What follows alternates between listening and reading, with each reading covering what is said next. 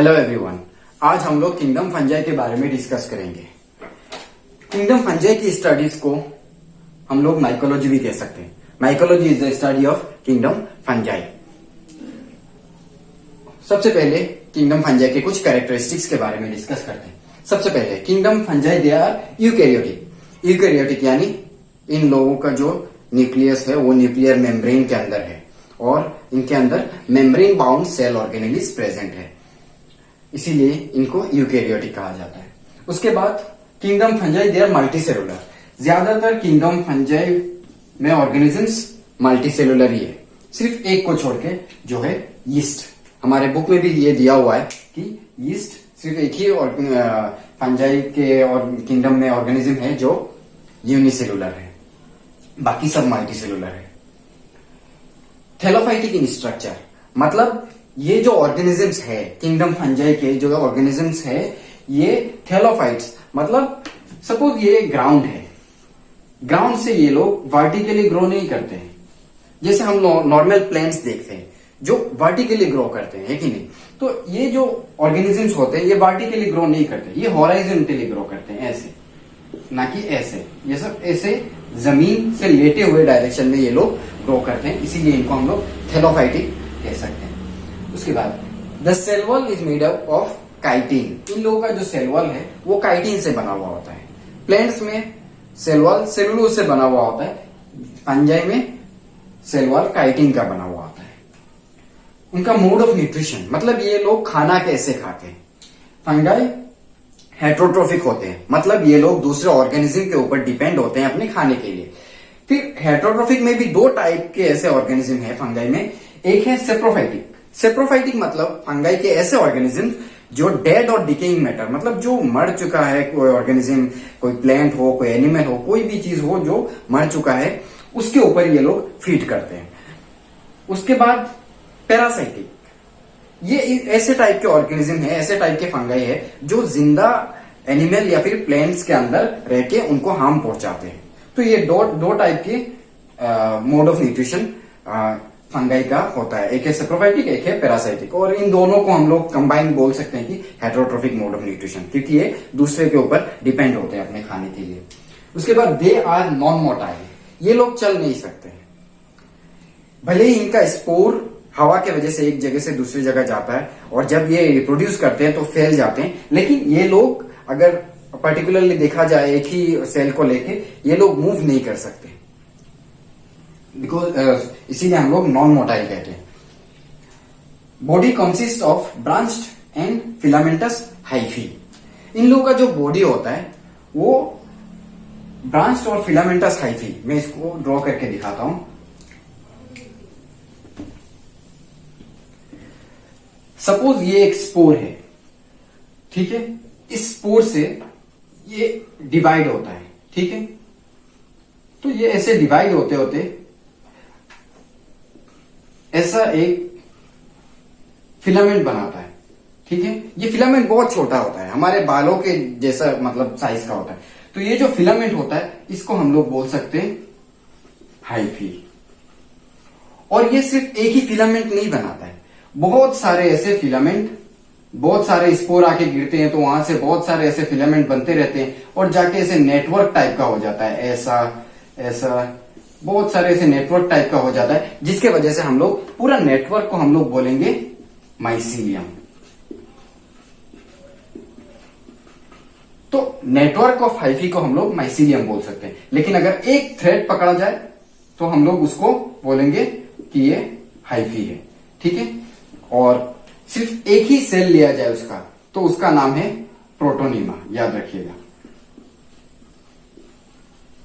मतलब प्रोटोनिमा बड़ा होके बनता है हाइफी, और हाइफी जब बड़ा होता है या फिर मतलब एग्रीगेशन होता है, उन लोगों का कॉम्बिनेशन होता है, तब जाके बनता है माइसीलियम। ये बात याद रखिए। उसके बाद hyphae form net like structure called mycelium, ये मैंने अभी एक्सप्लेन कर दिया है। हाइफी से जब हाइफी बहुत सारे एक साथ बनेंगे उसके बाद जाके ये बनेगा माइसीलियम, एक दूसरे के ऊपर ऐसे नेटवर्क लाइक। हाइफी में भी सेप्टेट और असेप्टेट। अभी एक और चीज, ये जो हाइफी होता है, ये जो हाइफी मैंने ड्रॉ किया था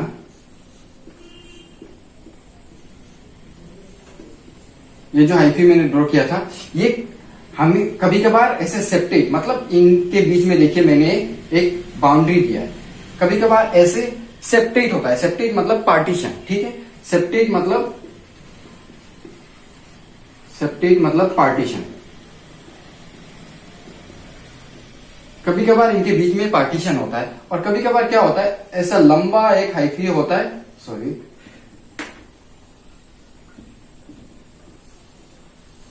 ऐसा लंबा एक हाइफी होता है और इनमें ऐसे न्यूक्लियस प्रेजेंट होता है। तो ऐसा जो हाइफी होगा उसको हम बोलेंगे आसेप्टेट। आसेप्टेट, या फिर उसका दूसरा नाम भी है जिसको बोलते हैं सिनोसाइटिक। सिनोसाइटिक। तो हाइफी सेप्टेट भी हो सकता है, यानी दो सेल के बीच में पार्टीशन, दो न्यूक्लियस के बीच में पार्टीशन, और आसेप्टेट भी हो सकता है, मतलब न्यूक्लियस पूरा प्रोटोप्लाज्म में फैला हुआ है, इनमें कोई मतलब पार्टीशन नहीं है।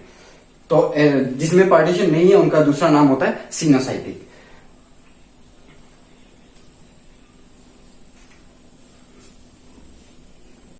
रिजर्व फूड, फंगाई का जो रिजर्व फूड होता है वो होता है ग्लाइकोजन। ये बात याद रखिए, फंगाई का रिजर्व फूड ग्लाइकोजन होता है। उसके बाद लाइकेन। लाइकेन एक ऐसा ऑर्गेनिज्म है जो एल्गी और फंगाई का एसोसिएशन, मतलब एल्गी और फंजाई जब मिक्स होते हैं तभी जाके लाइकेन बनता है। और ये इनमें दोनों का भी काम होता है। एल्गी का काम होता है फूड प्रोवाइड करना, क्योंकि इनमें क्लोरोफिल प्रेजेंट होता है, तो ये अपना खाना खुद बना सकते हैं। तो एल्गी का काम होता है फूड प्रोवाइड करना, और फंगाई का काम होता है शेल्टर देना। तो ये दोनों मिक्स होकर बनता है लाइकेन। उसके बाद इनका रिप्रोडक्शन, फंगाई का रिप्रोडक्शन कैसे होता है? 3 तरीके से हो सकता है। एक होता है वेजिटेटिव रिप्रोडक्शन, दूसरा होता है असेक्सुअल रिप्रोडक्शन, और तीसरा होता है सेक्सुअल रिप्रोडक्शन। सबसे पहले हम वेजिटेटिव रिप्रोडक्शन को देखते हैं। फ्रेगमेंटेशन मतलब क्या कि मतलब फ्रेगमेंटेशन मतलब ब्रेक डाउन। सपोज ये स्पोर है, ठीक है, एक स्पोर से एक ऐसा फंगाई का हाइफी ग्रो किया है, ठीक है, ये एक हाइफी फंगाई का ग्रो हुआ है। फ्रेगमेंटेशन में क्या होता है, ये हाइफी जब ब्रेक हो जाता है तभी जाके ये जो हाइफी का पार्ट जो ब्रेक हुआ है वो ब्रेक होके एक नया फिर से हाइफी ग्रो करेगा, तभी जाके हम लोग इसको बोल सकते हैं कि ये फ्रेगमेंटेशन हुआ है। मतलब फ्रेगमेंटेशन मतलब एक हाइफी से ब्रेक होके दूसरा फिर से नया मतलब हाइफी बनना। उसके बाद फिजन। फिजन भी फ्रेगमेंटेशन के जैसा ही होता है। फिजन मतलब ये सपोज एक हाइफी है या फिर एक प्रोटोनिमा है, हाइफी का जो स्मॉलर स्ट्रक्चर होता है प्रोटोनिमा से बन के हाइफी बनता है। तो ये जो प्रोटोनिमा होता है ये जब डिवाइड होता है, ठीक है, एक प्रोटोनिमा जब डिवाइड होता है तो यानी एक सेल जब डिवाइड हो रहा है उसको हम लोग फिजन भी बोल सकते हैं। तो ये फिजन होता है, मतलब एक सेल से 2 बन जाना, तभी दूसरा सेल भी जाके नया फिर से हाइफी बना सकता है, उसी को हम लोग बोल सकते हैं कि फिजन। और उसके बाद तीसरा जो है वो होता है बडिंग। बडिंग में क्या होता है कि सपोज ये एक हम लोगों ने हाइफी ड्रॉ किया है, उस हाइफी के साइड से कुछ बर्ड्स निकलते हैं ऐसे, ठीक है, ये कुछ बर्ड्स निकल रहे हैं, छोटे छोटे बर्ड्स। ये भी प्रोटोनिमा ही है, ये भी फंगाई है। तो ये बर्ड्स क्या होता है, कभी कभार ब्रेक हो जाता है कुछ एक्सटर्नल फैक्टर्स या फिर इंजरी की वजह से, ये सपोज ब्रेक हो गया। ये जो ब्रेक हो जाएगा ये जाके फिर से नया एक हाइफी ग्रो कर सकता है। तो उसी प्रोसेस को हम लोग बोल सकते हैं कि ये बडिंग है, ठीक है। उसके बाद आते हैं आसेक्सुअल रिप्रोडक्शन में। आसेक्सुअल रिप्रोडक्शन 3 तरीके से हो सकता है। एक है कोनिडियोस्पोर्स, दूसरा है स्पोरेंजियोस्पोर्स, और तीसरा है जूस्पोर्स। कोनिडियोस्पोर्स क्या होता है, सपोज फंगाई का फ्रूटिंग बॉडीज, मतलब फ्रूटिंग बॉडीज मतलब लास्ट वीडियो में मैंने बोला था फ्रूटिंग बॉडीज मतलब रिप्रोडक्टिव स्ट्रक्चर। ऐसा एक स्ट्रक्चर होता है, ठीक है, ऐसा एक स्ट्रक्चर होता है जिसके अंदर स्पोर प्रेजेंट होता है, ठीक है। फंगाई क्या करता है, जब कंडीशंस अच्छा ना हो, जब कंडीशंस फेवरेबल ना हो उन लोगों के ग्रोथ के लिए, तो ये लोग फ्रूटिंग बॉडीज बना लेते हैं और उनके अंदर ही अपना स्पोर स्टॉक करके रखते हैं। और जब एनवायरनमेंट में अच्छा हो तो ये लोग उसको बास्ट करके उस स्पोर उस टैप को हवा के मतलब करंट से फ्लो करके ये लोग दूसरे जगह पे अपने स्पोर को गिराते हैं और वहां से नया फंगाई ग्रो करते हैं। तो ये फ्रूटिंग बॉडीज क्या करता है, ये जो फ्रूटिंग बॉडी है, जो रिप्रोडक्टिव स्ट्रक्चर है, ये क्या करता है, कभी कभार इस फ्रूटिंग बॉडी, सपोज ये एक फ्रूटिंग बॉडी है, इस फ्रूटिंग बॉडी के ऊपर स्पोर होते हैं, ठीक है, ये फ्रूटिंग बॉडी के, याद रखिए, फ्रूटिंग बॉडी मतलब रिप्रोडक्टिव मतलब रिप्रोडक्टिव स्ट्रक्चर, फ्रूटिंग बॉडी मतलब रिप्रोडक्टिव स्ट्रक्चर। और फ्रूटिंग बॉडी का ऊपर जब स्पोर्स होगा उसी को हम बोल सकते हैं कि कोनिडियो स्पोर्स। लेकिन फ्रूटिंग बॉडी के अंदर जब स्पोर बनता है उसको हम बोलते हैं स्पोरेंजियोस्पोर्स। याद रखिए, फ्रूटिंग बॉडी के अंदर जब स्पोर बनता है उसको हम लोग स्पोरेंजियोस्पोर्स, इनको हम बोलेंगे स्पोर्स। और ये होगा स्पोरेंजियम, बाहर के लेयर को स्पोरेंजियम बोलेंगे। तो इसी प्रोसेस को हम स्पोरेंजियोस्पोर्स भी बोल सकते हैं, दोनों को मिला के। उसके बाद आते हैं ज़ूस्पोर्स। ज़ूस्पोर्स क्या होता है कि ऐसे स्पोर होते हैं, सपोज ये एक स्पोर है, इनमें फ्लेजेला प्रेजेंट होगा। फ्लेजेला मतलब मूव करने के लिए, फ्लेजेला। जू मतलब कोई चीज जो मूव कर सकता है, मतलब एनिमल्स, और स्पोर्स तो मतलब स्पोर ही है। तो फ्लेजेला जिनमें प्रेजेंट होगा उनको हम बोल सकते हैं कि जू स्पोर्स। ऐसे ऑर्गेनिजम्स, ऐसे स्पोर्स ज्यादातर पानी में पाया जाता है, बिकॉज पानी के कारण से ये लोग फ्लो करना पड़ता है इन लोगों को, तो इसीलिए ये लोग ज्यादातर पानी में ऐसे फंगाई पाया जाता है जो जू स्पोर्स से मल्टीप्लाई करते हैं। उसके बाद सेक्सुअल रिप्रोडक्शन भी 3 तरीके का होता है। एक है प्लाज्मोगेमी, दूसरा है मियोसिस और तीसरा है कैरियोगेमी। अभी सबसे पहले देखते हैं कि प्लाज्मोगेमी क्या है। हम लोग हमेशा कब से ड्रॉ करके आ रहे हैं ऐसा ऐसा ऐसा है कि नहीं, अभी इनको थोड़ा बड़ा करके ड्रॉ करते हैं, ठीक है। सपोज ये एक हाइफी है, ठीक है, ये एक हाइफी हो गया, ये एक हाइफी हो गया। कभी कभार क्या होता है, ये तो न्यूक्लियस, ये हो गया न्यूक्लियस, ये हो गया प्रोटोप्लाज्म। तो प्लाज्मोगेमी का मतलब क्या होता है कि यहां का जो प्रोटोप्लाज्म होता है, कभी कभार ये दो प्रोटोप्लाज्म मिक्स हो जाते हैं। जब ये दोनों प्रोटोप्लाज्म मिक्स हो जाते हैं, या फिर यहां पे भी आप कुछ एक दूसरा हाइफी पकड़ सकते हैं, ऐसे वर्टिकल भी हो सकता है, ऐसे लॉन्जिट्यूडिनल भी हो सकता है, हॉरिजॉन्टल भी हो सकता है। तो जब ये दोनों का प्रोटोप्लाज्म मिक्स हो जाता है उसी को हम बोल सकते हैं कि प्लाज्मोगेमी, मतलब जितने भी प्रोटोप्लाज्म है उन लोगों का मिक्सचर। यहां पे हम न्यूक्लियस का मिक्सचर नहीं बोलेंगे, सिर्फ प्रोटोप्लाज्म का मिक्स होना, उसी को हम प्लाज्मोगेमी बोलेंगे। उसके बाद दूसरा जो प्रोसेस है वो है कैरियोगेमी। कैरियोगेमी का मतलब जब न्यूक्लियस दोनों मिल जाता है। सपोज ये प्रोटोप्लाज्म है, इसका मिक्सचर हो गया, उसके बाद न्यूक्लियस भी आएगा एक दूसरे यहाँ पे मिक्स होने में दूसरे सेल में, तो उसी को हम लोग बोलेंगे कि कैरियोगेमी। और एक इनमें एक स्टेप ऐसा भी है डाइकैरियोन, मतलब क्या होता है, कुछ टाइम तक ये जो न्यूक्लियस होता है ये दोनों फ्यूज नहीं होते हैं, भले ही उन लोगों का प्रोटोप्लाज्म जो है वो फिक्स हो, मतलब मिक्स हो गया हो, लेकिन इन लोगों का जो न्यूक्लियस है वो अभी तक मिक्स नहीं हुआ है। तो ऐसे प्रोसेस में क्या होता है, एक सेल के अंदर, सपोज अभी तो ये सेल खत्म हो गया तो एक ही सेल बचा है, तो ये एक ही सेल में दो न्यूक्लियस जब प्रेजेंट होते हैं उसी स्टेज को हम लोग डाइकैरियोन भी बोल सकते हैं, ये बुक में भी दिया हुआ है। तो जब न्यूक्लियस दोनों एक साथ मिलते नहीं, प्रोटोप्लाज्म मिक्स हो गया लेकिन अभी तक न्यूक्लियस दोनों एक साथ नहीं मिले, तो ऐसे स्टेज को हम लोग बोलेंगे डाइकैरियोन, और ये दो न्यूक्लियस में प्रेजेंट होता है। कुछ देर बाद क्या होता है, ये दोनों जब मिल जाएंगे तभी उसके बाद तीसरा प्रोसेस स्टार्ट होता है जिसका नाम होता है मियोसिस। और मियोसिस में हम लोग को पता है कि एक सेल डिवाइड होके 4 बनाता है, ठीक है, एन ये स्पोर बनाया, तो ऐसे 4 स्पोर बनाया, उसके बाद ये लोग डिस्पर्स होके नया ऑर्गेनिज्म बनाएंगे।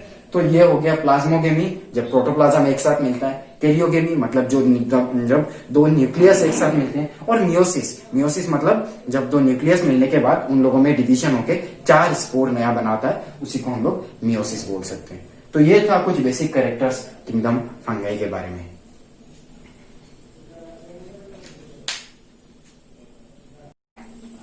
अभी हम क्लासेस ऑफ फंजाई के बारे में डिस्कस करेंगे। क्लासेस ऑफ फंगाई, फंगाई का 4 प्रकार होता है, 4 क्लास होता है। एक है फाइकोमाइसिटिस, फाइकोमाइसिटिस का दूसरा नाम है एल्गल फंगाई। उसके बाद है एस्कोमाइसिटिस, एस्कोमाइसिटिस को हम सैक फंगाई भी बोल सकते हैं। उसके बाद तीसरा बेसिडियोमाइसिटिस, बेसिडियोमाइसिटिस का दूसरा नाम है पफ बॉल्स। उसके बाद ड्यूटेरोमाइसिटिस, ड्यूटेरोमाइसिटिस का दूसरा नाम होता है फंगाई इम्परफेक्टी। सबसे पहले फाइकोमाइसिटिस का हैबिट एंड हैबिटेट जानने का ट्राई करते हैं, मतलब कहाँ पे ये लोग रहते हैं। एक्वेटिक हैबिटेट मतलब ये लोग ज्यादातर ऐसे जगह पे रहते हैं जहां पे पानी है। मोइस्ट एंड डैम्प प्लेसेस मतलब मोइस्ट मतलब थोड़ा भीगा हुआ, डैम्प मतलब ज्यादा जहां पे अंधेरा वगैरह हो। पैरासाइट्स ऑन प्लांट्स, और ये लोग प्लांट्स के अंदर रहते हैं, प्लांट्स को हार्म पहुंचाते हैं। पैरासाइट्स प्लांट्स के ऊपर ये लोग पैरासाइट्स हैं, मतलब प्लांट्स में ये लोग हार्म पहुंचाते हैं, उनके अंदर रहते हैं। उसके बाद फाइकोमाइसिटिस का जो माइसीलियम का स्ट्रक्चर है, माइसीलियम मैंने थोड़ी देर पहले दिखाया था। माइसीलियम का मतलब क्या है कि मतलब जो हाइफी होता है, हाइफी के जो नेटवर्क होता है, मतलब बहुत सारे हाइफी मिलके माइसीलियम बनाते हैं। तो ये जो माइसीलियम मतलब एक जो हाइफी होता है, तो ये हाइफी असेप्टेट होता है, मतलब इनमें पार्टीशन नहीं होता है। ठीक है, जो बीच वाला पार्टीशन था वो नहीं होता है, और उसका दूसरा नाम था सिनोसाइटी, ये बात याद रखिए। उसके बाद असेक्सुअल रिप्रोडक्शन, फाइकोमाइसिटिस का जो असेक्सुअल रिप्रोडक्शन है वो जूस्पोर्स, यानी ऐसे स्पोर्स जो लोग मोटाइल है, मोटाइल मतलब जो मूव कर सकते हैं, जूस्पोर्स और एप्लानोस्पोर्स से होता है। एप्लानोस्पोर्स मतलब ऐसे स्पोर्स जो मूव नहीं कर सकते, उनको हम एप्लानोस्पोर्स बोलते हैं। उसके बाद इनका जो सेक्सुअल रिप्रोडक्शन होता है वो होता है जाइगोस्पोर से। जाइगोस्पोर का मतलब है दो गैमेट का फ्यूजन, मतलब फ्यूजन ऑफ टू